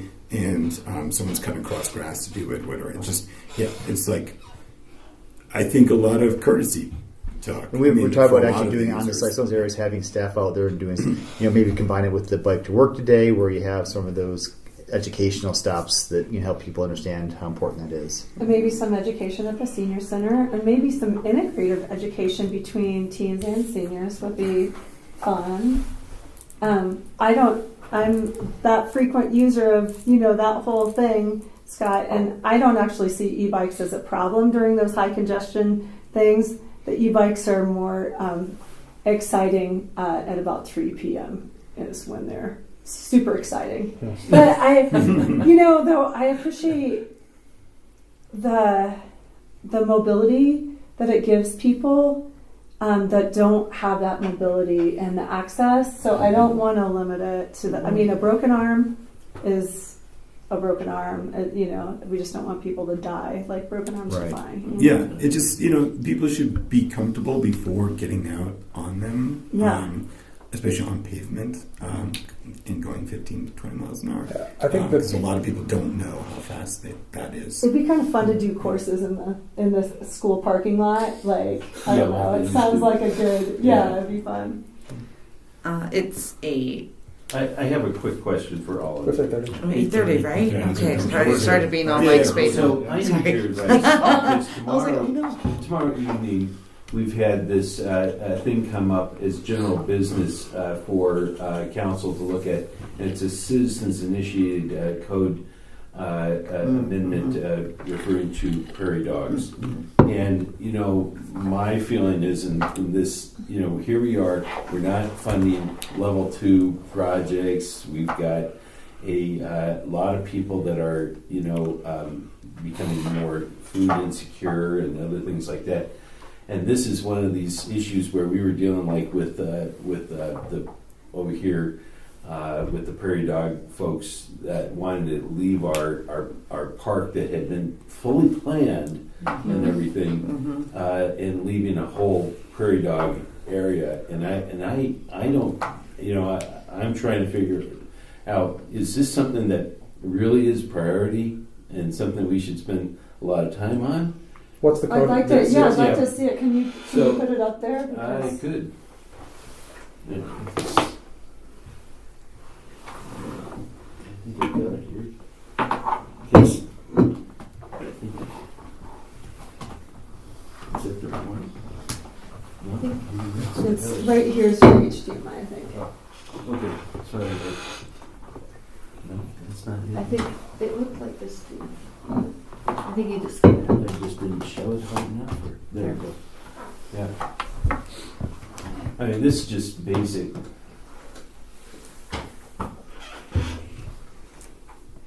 And I can just show you. Do I need to- It'll take a second. There you go. All right, so coming down here. Okay, hold on. Like even just seeing This that is the first part. executive summary, and I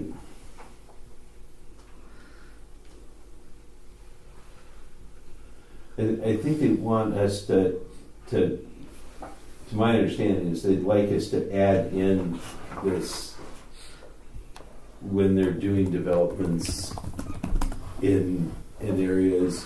Mm-hmm. And I mean it's all, this is really tough, folks. I mean, I've been dealing with this since I was on council the first time, and worrying about prairie dogs. And we know that we have a limited number of places we can send them.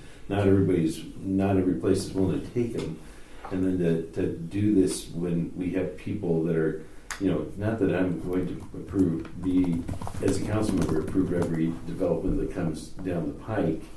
But I do want to make sure that I prioritize people when they're trying to find housing, and I can move further down. So I'll make a comment. I don't know Yeah, if this is good. appropriate Yeah. or not, I but just- I actually, when I moved here from Wisconsin, I moved here to do the prairie dog regulation and permitting for the city as part of my job. Zach Blazek, Wow. who's now is the environmental sustainability planner, took over for me when I moved to LPC. I've been away from the prairie dog thing for about 3.5 years, so I think it's fairly appropriate for me to speak on it because it's not a conflict with my current job. I haven't looked at this in intense detail. I do know there's a small group of very vocal prairie dog advocates here in the city. I know that planning has offered them, they've been back and forth with planning a few times to talk about whether they code amendments or not. Planning essentially told them they could go to council and ask for you guys to direct them, or that they could do a citizen proposed amendment and pay to do it. They chose to do that. That's part of every zoning code, right? Is that citizens can propose amendments. I believe, without reading this in detail, that staff is supporting some of their recommendations and some not supporting some of their recommendations. My inclination in general as a commissioner of any sort would be to go with staff's recommendations. Well, that's what I often do, just because they've spent the time and everything. So, boy, I sure could. If you have different. I'd like to see the nine modifications. Yeah, I'd like to see that. It's in the. There's a red line If you go to the document. agenda portal for the city, they have a. They should have a red line document as an attachment. Yeah, there's a This is the part of council all the Okay. requested updates too. I mean, Yeah, there's here. a lot there. Right More than there. we cover. This one. Yeah. If you go to that, at materials, that one, there should be a red line ordinance. I should probably just read this sure first, could but- use your opinion on this because, that's not coming up very fast. Okay. Okay.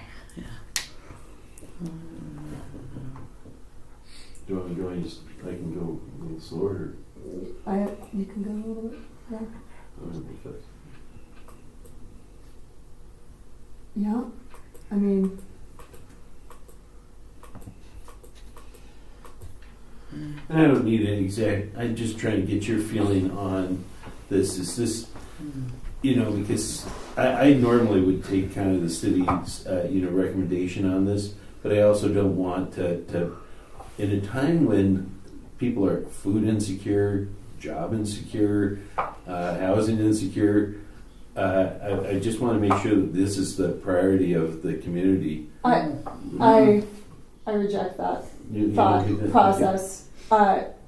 Saving habitat does not cause Well, I know it's food, not- food insecurity. No. I'm saying that you these know, are the but- priorities of council that we're trying to deal with. Well, Not that this takes away. As That is council not the way. who pledged to be, Yeah. I'll be like, a pledge to, you pledge to be stewards of the land, basically, and the people, and the whole thing.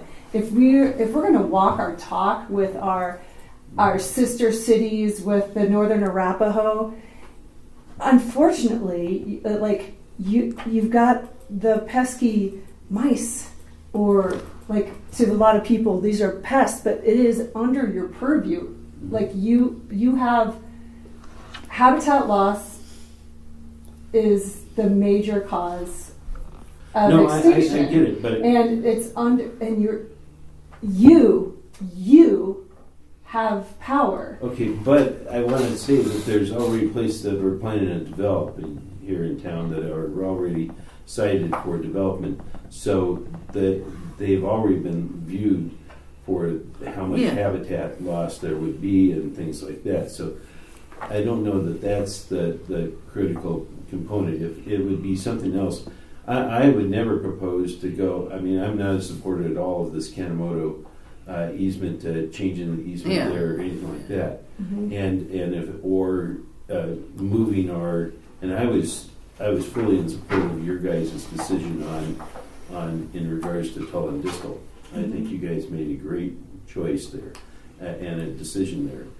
This is just trying to make sure that where the city is in regards to some of these other. These But it doesn't take these away from like the anything else. permits generally only apply, actually not just generally, but they only apply to developable land. So this is and there's some that the city does maintains also for have parks maintains. because those are considered urban development because they're developed parks Yeah. and meant for Yeah. public. So it's not it's not designated open space that these folks are coming to. It's the corner of Pace and 66 was the biggest relocation the city's seen.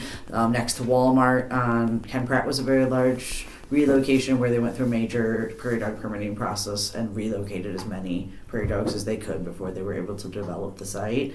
So the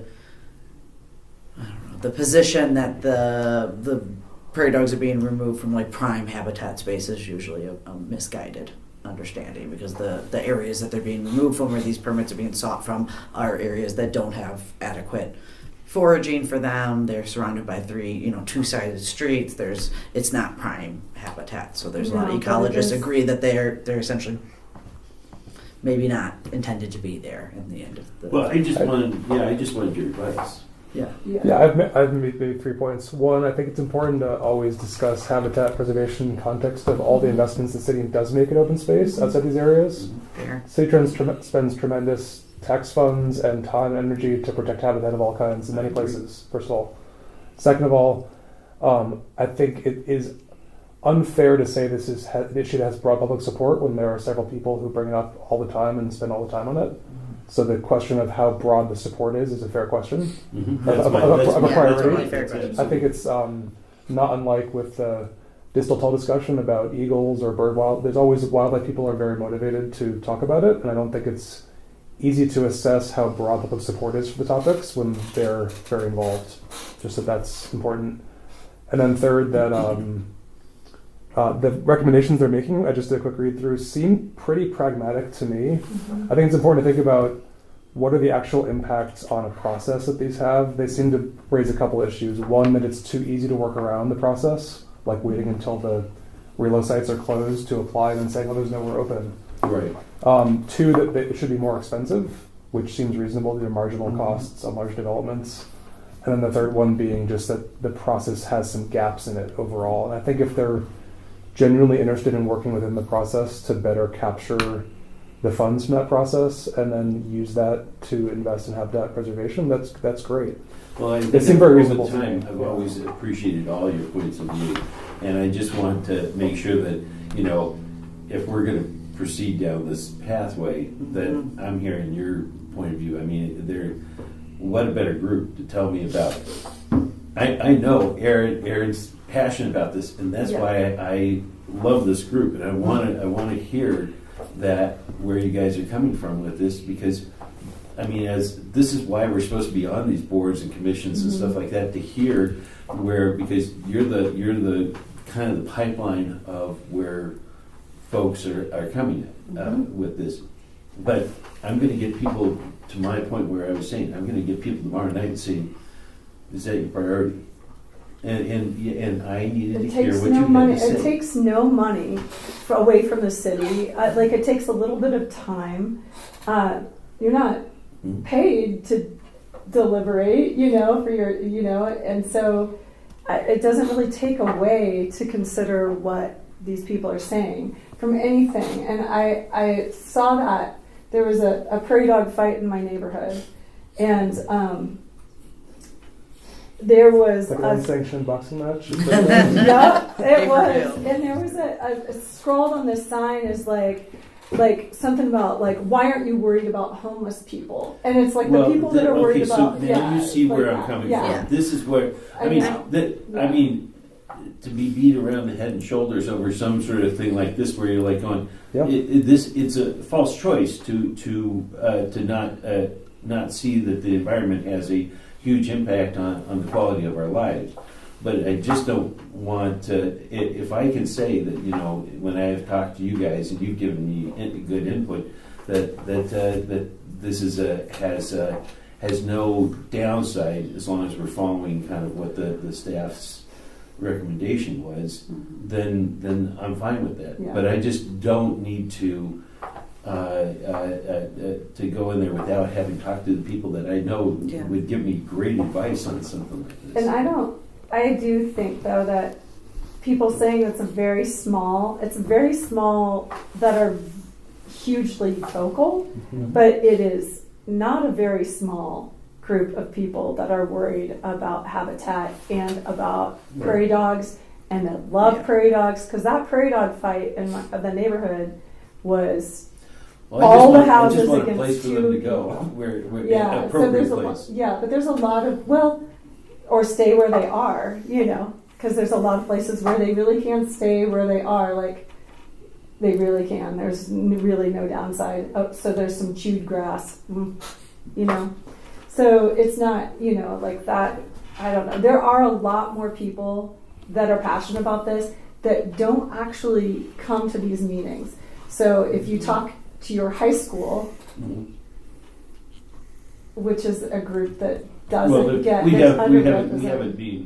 have a whole process at my school right now, being a bunch of prairie dogs being removed. So I bet there's a lot of people that are really really concerned about it. They're trapping them and everything. But I just needed to hear some of your thoughts on this. I don't want to belabor this, and if you have something to comes up before tomorrow's meeting at 7, I check my email while I'm going through that. I'd look, if I saw, say I'm emailed me something, I would be like, oh, let's see what's say on that. If we get time to read it and see, there is a big red flag with what they're asking, then we should email you. I'll check it, and I'll be able to argue that case to the council, or at least say that to them. So that's what I'm asking of you guys. I think we got a lot of people coming to public meetings, as you know too well, that are coming in with a perspective without having done a lot of legwork on the background. Yeah. I think somebody coming in who's really engaged with the process, looked at the laws and the process, and is suggesting realistic improvements to it is something to celebrate. That's good. And it seems like that's what's happening, is a very reasonable set of requests. Not saying we need a moratorium on prairie dog relocation or something like that, right? Which you could easily imagine happening. That could be the discussion. That's not what's happening. Yeah. I would just, again, say cautiously that my experience when I first came here was that citizens had written the first form of the prairie dog ordinance. It didn't fully make sense. It was very hard to enforce, and there's some weird issues with it. So somebody who's very experienced in zoning code stuff, I was like, well, this wasn't necessarily written by a planner, was it? So now that it's being opened back up, I mean, it is your responsibility as council, probably constitutionally, to consider this because it's part of the planning land use process, and it is important to a lot of folks. I would just err a little bit on the side of caution that these folks are very passionate. They make some pretty strong recommendations, and there were some issues with the first round of it. So kind of looking at balancing what staff No, might be I- recommending against what they're recommending for practicality purposes. Well, I think I'd hope that you guys would feel the same way, that you could come to me and tell me, hey, Sean, what the heck are you thinking? Or did you see this? Or if I missed something? Because I really do want to represent what we're discussing and what our priorities here are in a broad sense. Thank you for bringing it to us. Yeah. Cool. Plugging my All right, sorry, that's all I got. No, I'm That's glad great. that you That brought was it up. great. I didn't know it was. I knew it was coming up. I did not know it was tomorrow. So that is good Yeah, it's information. general business, so it's not going to be. It's gonna be at the It's end. not going to be a first reading, second reading, or anything like that. It's just going to be a discussion of what to Be move. interesting conversation, I am sure. Yes, probably. Okay, that was items from board. Anything else? No. I Scott? have one. Yeah, of course. The tall slide at Thompson Park, I think it's still locked. I just There's asked a about meeting. this update. You guys have this too. Yeah. We just heard that the slide is here. The slide is here. It needs to be installed. Okay, so it kind of circles back to the QR code story, because for the parents that somehow, like I walk the dog in Thompson Park all the time, so they kind of was like, hey, do you know what's going on? And I was like, well, I'll find out. You are blah, a blah. 6-year Parks and Rec board. Yeah, so I'm just You're a never nosy missing person enough. in Thompson Park. Yeah. Holy closure. Is to I was like, well, there is service works, and you can always put a request in there, and they're like, well, why isn't there a QR code for that, or why can't I get a status? Like on this message board in front of the bathroom, they just put in, I know. just have It's a so easy place to do. that goes to the park that has things. So it kind of circles back in this communication piece of if there is like broken equipment, or that you want them to be able to let them know that there is some sort of issue in a park, it'd be a great. This is tool something to- we've been. Go ahead. No, you're doing it with Chris. With it's like closing a trail. Yeah. There's a new layer that's going to be added, and it's about what's closed in a park Oh, Yeah, we want to make sure. on the same map. So it's Yeah. one map that'll show all the things. So yeah, QR codes are great, but also if there's a map, if you go into a park, you should be able to click on it and see the restrooms are closed because of vandalism, the slide is broken because of vandalism, the skate park is closed because of vandalism.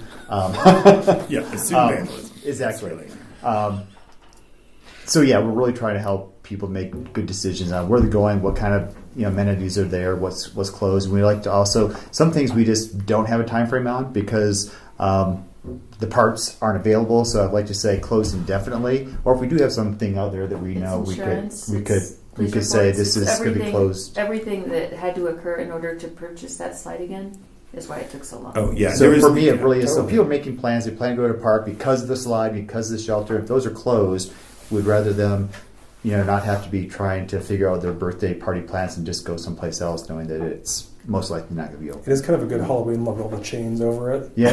Yeah. Like a Yeah, nice there is- thing. And Slide. I mean, Yeah, is just there get that is there to- not just a piece of paper that says like it's closed due to or it's I- sliding Out out of of order, order? which they I could would like think that'd be again. easy. Yeah, I At mean, the top of the slide. No. yeah, Yeah, well, okay, but I so mean, papers are like an old-fashioned sign, like printed out and taped on something, ain't so bad. And Yeah. it's pretty low I- cost. Yeah, was yeah. gonna Instead of It'll trying to last find a a map day. online. It will Yeah, last yeah. a day.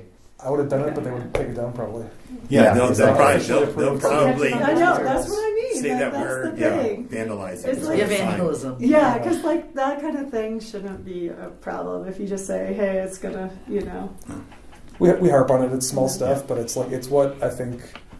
At these meetings, we always, or in communication with your staff who are incredible, there's always a very good reason for everything, but you always have to ask for it. Yep. That's the reality of it. Is like, great, there was an insurance challenge with a warranty, had an issue, like totally explicable, but no one knows unless they ask. Right. And everyone assumes nothing's being done because there's no communication. So it is hard. Hopefully, it's Right. clear that all we're saying is like a small bit of info, just saying we're on it, is enough. Right. And that for me, it's a piece for the users that they don't have to make a phone call or come to a private meeting, but also I mean, for our call centers and for our staff, they do not have to repeat the same message. The more we can Exactly. get information out there, the better. Exactly. maybe something that doesn't say resolved. We're on it is great, Yeah. but don't say resolved, please. This is a whole It's nother. a service worker For for she knows what nightmare. I she know knows what you're my talking pet about. peeve with this too. Yeah, this And is we're something that working comes on up it. a lot. Yeah, It's it's, really it's not a big. It's not a big change. Once again, those pixels, they don't charge by the pixel. You could just say, It's the system that goes you've been into heard, the automatically generates a response. So Yeah. yes. received, or you've been heard, or Right. something. You We know. hear ya. Yeah. Yeah. It goes a long way. I mean, we like that from people in our lives, Oh, right? yeah, Like, yeah. oh, we heard you were working on But that. We that's- got that. System. Yeah. You're like, okay. Yeah, I mean, Right. it's I think not your streets part, is it's- automatically a work order has been processed Right. for your boat. And it doesn't matter if they actually have put together a work order. It just that's the automatic response. No, I get You what wait you said. 3 weeks later Parks and like nothing has Lakeside. changed. Yeah. So Like, when oh, does it's- the trail status map get updated for park and trail status map? I do not know. Okay. I'm going to Because talk that's about where on every park page you'll see maps and plans, and you click in this trail status map. It'll be parks and trail status map. That's great. Time frame TBD because it's not my project. Okay. It was someone in GIS, I think, working on that. Okay. Great. Any other items? No? Okay. Good Okay. stuff.